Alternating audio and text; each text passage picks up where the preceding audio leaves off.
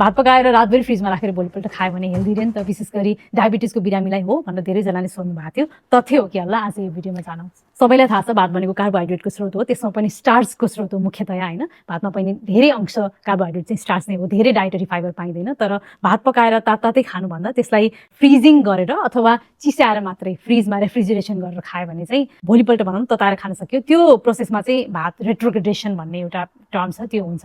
Certain amount of starch चाहिँ resistant स्टार्चमा convert हुन्छ। एक किसिमको डाइटरी फाइबर भन्न सकिन्छ, जसले चाहिँ हाम्रो पेटमा भात खाने बित्तिकै रगतमा ग्लुकोजको मात्रा हत्तै बढाउन दिँदैन, किनभने त्यहाँ डाइटरी फाइबरले अलिकति स्लो बनाउँछ कि त्यो प्रोसेसलाई, जसले गर्दाखेरि चाहिँ विशेष गरी डायबिटिजको बिरामीलाई चाहिँ अलिकति हेल्दी हुन्छ भनेर भन्ने गरिन्छ। त्यो खासमा सत्य नै हो, तथ्य नै हो। तर यो कुरा बिर्सनु हुँदैन कि भयभरको सबै भातमा पाइने स्टार्च चाहिँ कन्भर्ट भएर रेसिस्टेन्ट स्टार्च बन्छ भन्ने चाहिँ होइन। बढीमा 5-7%, बढीमा 10% जस्तो बन्छ एभरेजमा होइन। अब कस्तो खालको चामल हो, कति बेर फ्रिजमा राख्यो, त्यो सबै कुराले निदान गर्छ होइन। त्यो चामलमा पहिले कति माइलोपेक्टिनहरू थियो, त्यो सबै कुराले निदान गर्छ। तर जेनरली चाहिँ सबै कन्भर्ट हुने होइन, केही मात्रामा कन्भर्ट हुन्छ।